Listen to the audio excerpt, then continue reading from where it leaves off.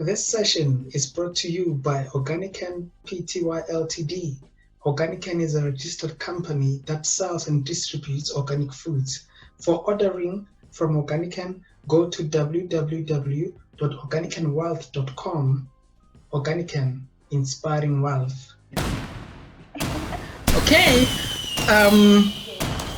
so this is it, Convo Unscripted. And a platform where we actually speak our minds, our ideas and our thoughts, and a platform where we talk and have conversations of intergenerational significance. And today, today coming live from, somewhere in South Africa, we are joined by a speaker, we are joined by a leader, we are joined by a social entrepreneur, we are joined by an educationist, we are joined by a sessional lecturer at Rosebank College, we are joined by a former academic officer of the Wits SRC. We are joined by a founder and CEO. I'm rubbing shoulders, We're joined by the founder and CEO of Worth the Chance, and for me, it's really worth the chance. This is an opportunity for me, and I've been looking forward for this. Welcome, Palesa Mofokeng. Thank you so much, Ben. I'm super excited to be part of this conversation, and thank you so much for the lovely introduction. I mean, wow, you made your research. You did make your research. I'm so happy. That's what we do. Yeah, that's what we do here.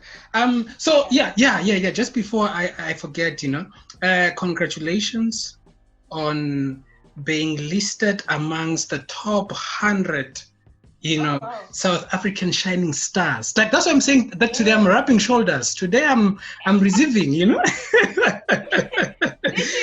Yeah, literally. So you have been listed as the top 100 shining stars. In South Africa by Inside Education. This was also officially announced on television. SABC Yes, SABC One was there. We were And how did that feel? How was that? I think, sometimes when you think about such achievements, it's like, oh my God, it's going to be aired on a national television. Like SABC One, everybody watches SABC One. Yeah. So I was super humbled. Yes, I was excited, but I was like, super humbled. Though I didn't get a chance to see myself on the screen, but people called me to say, Chief, where are you? I'm seeing you on SABC One. What's happening? And I was like, okay, what's happening? Then I was like, Inside Education. I was like, oh my God, yes, I'm there. So essentially what Inside Education does is like literally they do celebrate those young people that are really trying their best to really be socially responsive in terms of the kind of issues that they respond to within their communities, within their sphere of influence.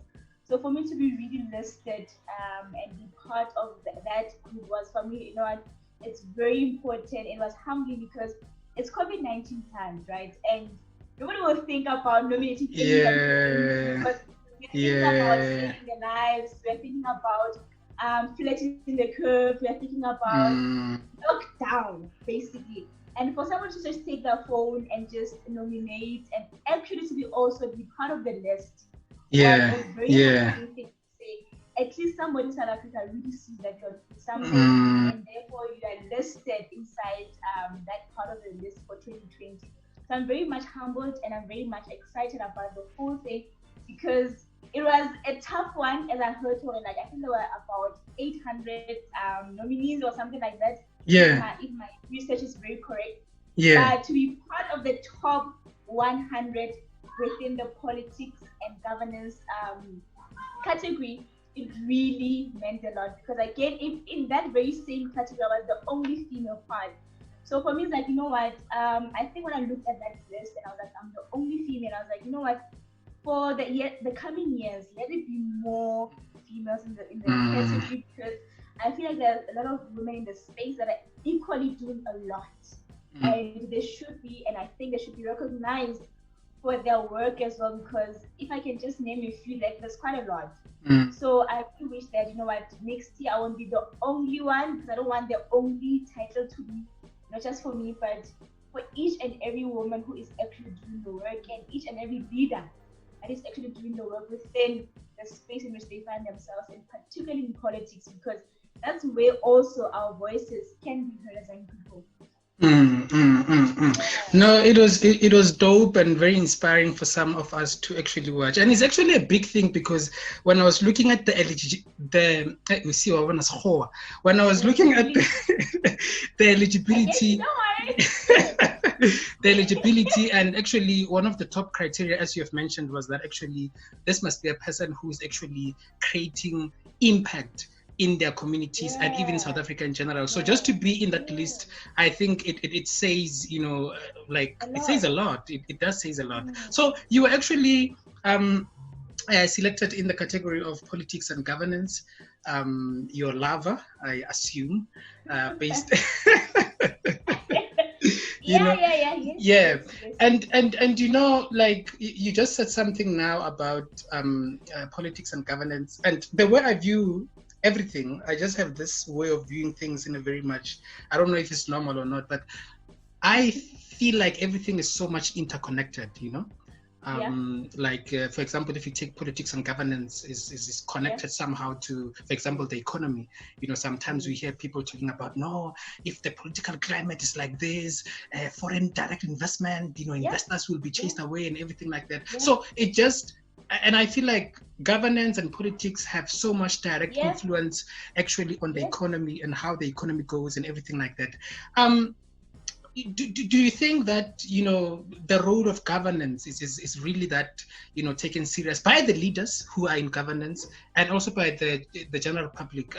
Are we really because you can tell a future of a country by just looking at its governance structures and its governance sort of proficiencies, then you can tell where the country is going and everything like that. Well, you see that right now, how is the picture for you in our country? So let me start first by saying this, right? And I think I'm just gonna be very much blunt and honest about it to say politics are at the heart of everything. So if you get to understand the most simplest term or the sense behind the word politics, is a give and take type of a relationship, right? You give this, I do that. So that is how it is. So even with your girlfriend, if you have a girlfriend, or with a friend, it's a give and take kind of a relationship. So that is politics for you. So hence I'm saying, and this is my conviction to say, at the heart of every relation is politics. I give you, I take, you take, I give, type of a thing. So I think as the role of governance and the future of our country is, in all honesty, I'm very much, my heart is broken about the entire, everything that comes with politics and governance of our country. There's a lot of issues around corruption. There's a lot of issues around, lack of ethics. There are a lot of issues around, morality. As a country, we've lost, and I think the moral fabric of our country is literally deteriorating by the day, right? So yesterday, actually, just to mention this, is that I was reading an article. It is an article from this American newspaper, and they were talking about how in 2030, South Africa will then reach its state of and governance is said in a sense to say they are literally heading towards that state where I'm gonna be looking like Zimbabwe vibes, because of the lack of leadership, number one, and how the economics or the economy of the country is literally going down by the day because of the various issues that we find ourselves in. And at the heart of this, of these issues actually, is corruption. I mean, we had talks or we had headlines about how the tenders for the COVID-19 relief fund were looted. It's really much heartbreaking because you get to see that this is the fund, or these are the tenders that are set to assist ordinary South African citizens. But when people get in touch, or they get that opportunity to then be like, okay, if I go and buy PPEs for this particular rural area or this township, then somebody takes 90% of that amount to their own pocket and leaves like 10%, if not 5%, for the community. And for me, it's really a call for ethical governance, ethical leadership in our time, because it's really not about ANC, it's really not about EFF, it's really not about the DA, but it's really about that citizen in South Africa saying that I'm putting my vote out there, because governance is really that. Democracy is really about putting those you feel are very much capable to be in the space. And when they're in the space, you believe that they're going to advocate for your rights, they're going to really give you a voice in that sense. But now we get to see how we get to put people in power and they still do not do what they're supposed to do. I mean, when you're in the public office, in that highest governing office within the public sector, I think it should be a thing of really leading with moral obligation, number one, and more than anything, to really be honest about what you're doing. And currently, there is no that. There's no thing that speaks to good governance and good ethics as far as our leadership is concerned. And that's where we really need to start the conversation to say, yes, degrees are important. Yes, experience is important. But at the heart of it is really understanding the issues that pertain to ethics, ethical leadership. So if I can just give you this thing that I did last year was for my honors project for education, was that I had a question, right? So as you do your postgrad, you have a lot of questions. So as part of one of my modules is that I was doing educational leadership, governance, leadership, organizational development type of vibes. Oh. And I was like, okay, fine. Because I'm also looking at gender representation in the sector to say, how are women represented? How are males represented? The LGBTQI+ community represented, right? So in my research, I was like, okay, probably, people might think that having female bodies in the space might curb the whole sickness or stigma around corruption. And I was like, actually, it's not about having more women in the space. As a feminist myself, I was like, it's not about having more females in the space. It's not about cutting down the number of men in the space, or is not even putting the LGBTQI+ community within the space. At the heart of this issue is ethical leadership. And ethics has got nothing to do with your race, your color, your gender. It's got to do with everything that has got to do with your moral campus and everything that has got to do with your moral background and moral being informed by everything that has got to do with ethics as well. So that is my thing to say. Let's go back to basics. I mean, we really need to start thinking about what is meant by back to basics. As you move as well, is that there's this high reliance on technology to say technology will just give us there's artificial intelligence, there's Internet of Things, there's automation, and obviously and as you look into those kind of characteristics that come with developing technologies, is that we get to see that slowly but surely the human factor is being phased out. But I think what we need to do in terms of governance and the future of this country is we need to look at ethics and ethical leadership in its entirety. Let's forget about degrees. Yes, they're important. Let's forget about gender. Yes, it's important. We need to look at that from a very ethical perspective, because if you're in position of governance, this is you then committing to public service, and that is leadership for you. It's not about position; it's about being functional, and that's what we use it. Yeah. Yeah. No. So, I couldn't agree more. And I'm very much happy that somebody who is actually in, because one thing that I've also spotted, and I think is kind of bad, especially about politics, is that I get politics are also about affiliation. I affiliate to this party and everything like that. Connections.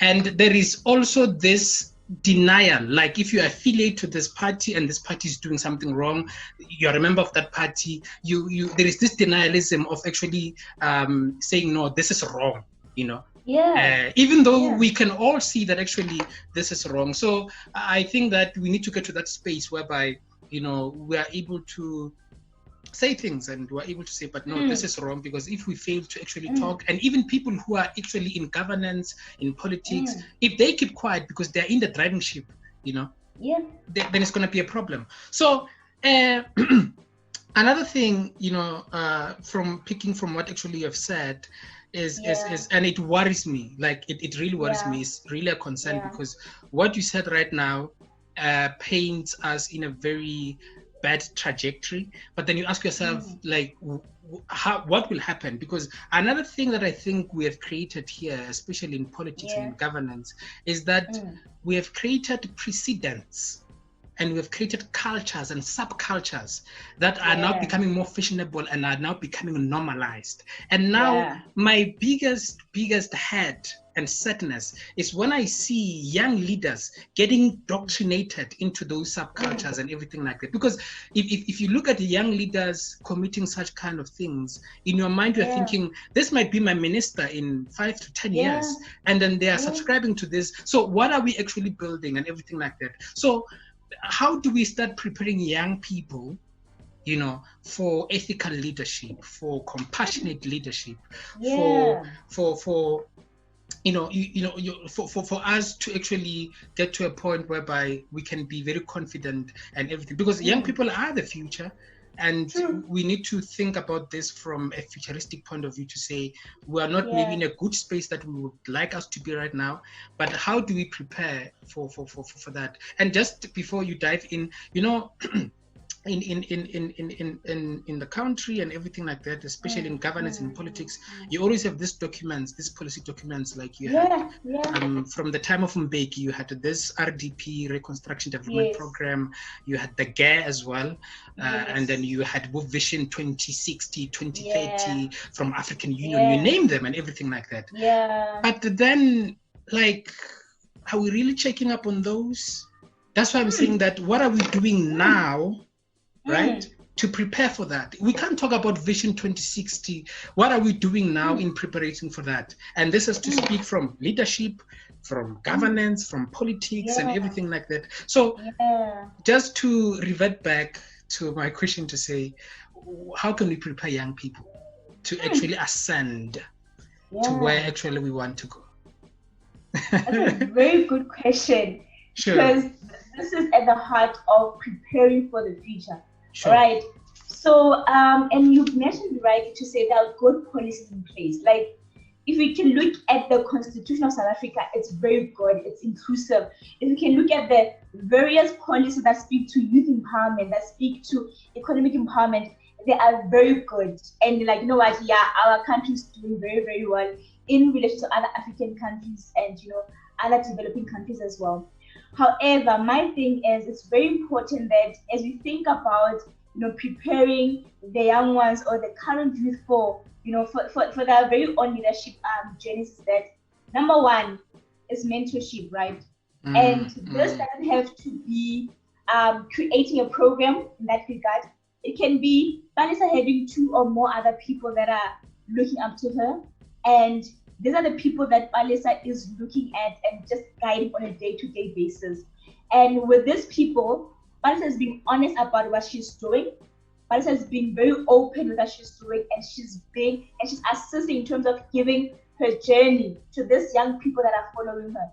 So not really about just saying, okay, if there's Ben in my circle and I want to mentor him or her, it means that I must be fully invested and I must be honest with my journey. I must be very real. Because the one thing that we miss as leaders is that we don't want to be authentic. We want to preserve or have this facade to say, I'm a superwoman, I'm a super being, I'm there. And at the heart of leadership, you don't have to do that. Be honest, and that's how people get to really relate with it. To say, actually, people must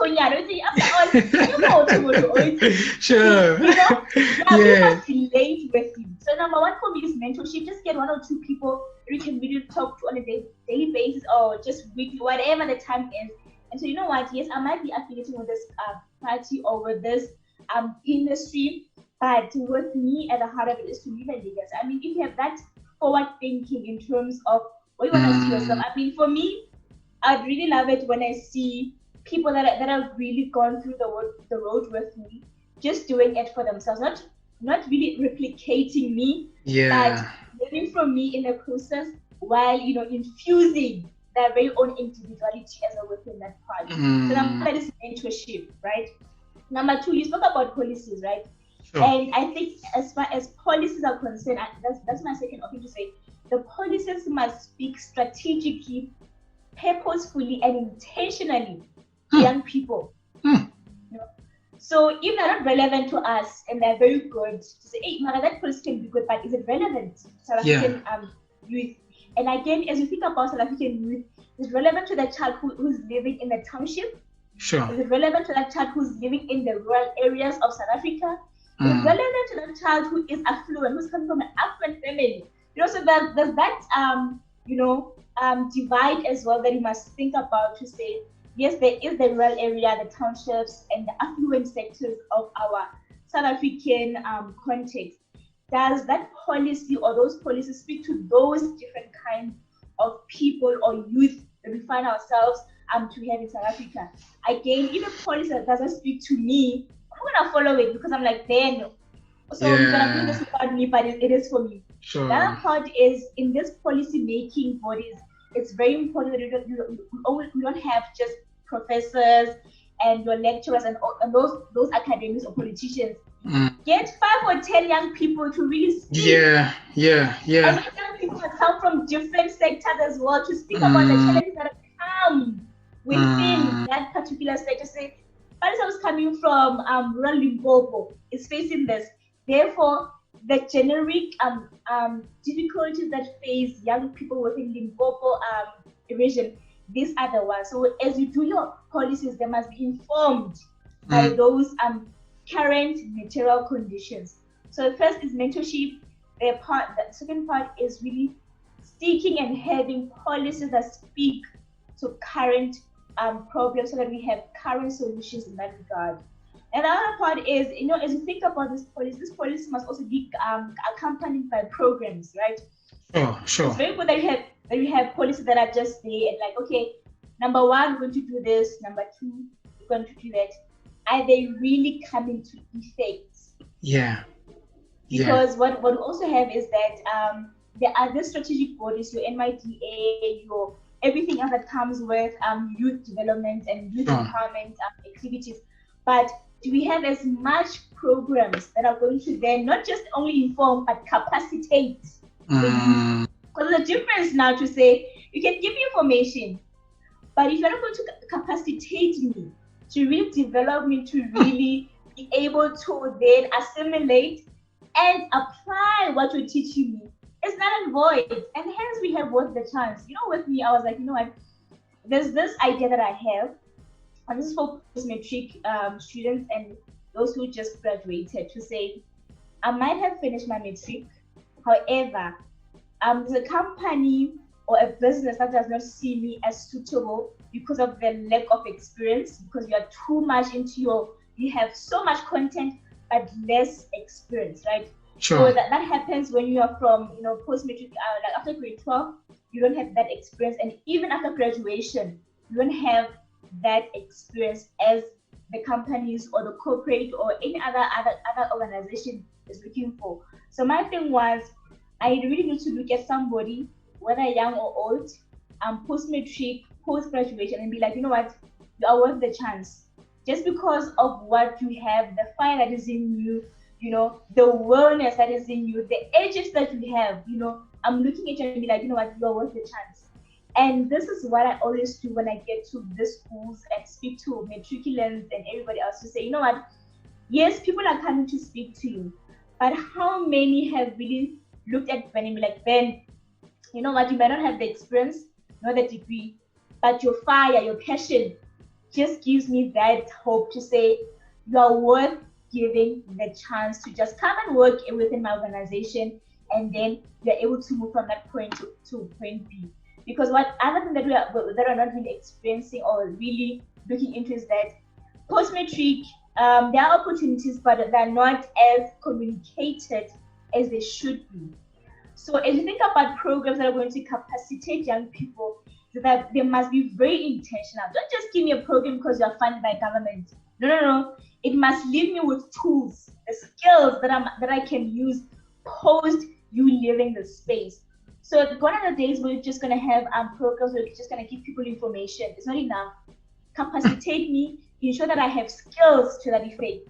So then to answer your question in terms of how do we start preparing young leadership, is that mentorship will never go out of fashion. whether I can do this via Skype, whatever I can do this via Facebook chat, whatever, it will never go out of fashion, because these are the human to human interactions, and technology cannot really stand in the way of that. So we have this Zoom meeting that we can have. So actually, let's have a session for an hour, and let me just take you through my journey, what I'm doing, what you're doing. Let's just have that conversation. Again, the other part is we need to really stop formalizing things. I mean, like you're doing now, unscripted.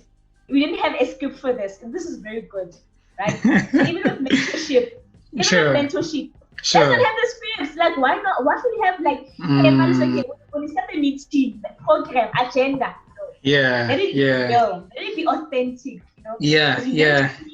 Let me be within a space of realness, and so mentorship policies must speak to young people within a different context, and programs as well must also speak to that as well. You said something, and I think this is big, right? And if we miss this as a society, we're going to have a problem.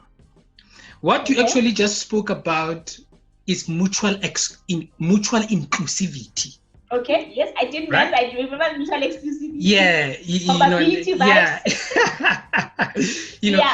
So including, making sure that, like, is exactly what you said, that if you're going to make a policy, have different perspectives, have people that can sit there, maybe from, you get what I'm saying. But normally when we do these things, we only have the people at the top who don't even have the lived experience. Professors. You get what I'm saying? Politicians. And it's not enough.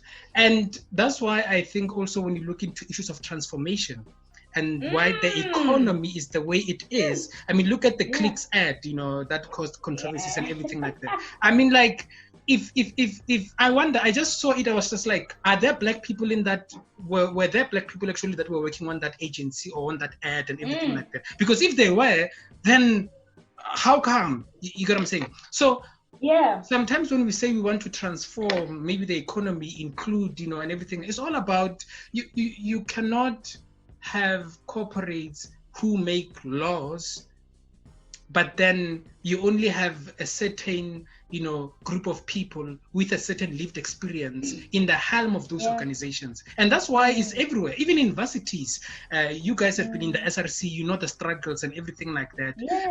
I was even questioning the other day to say, why don't we, when you come to university, as black, kids or coming from poor background, the university doesn't take any regard to that.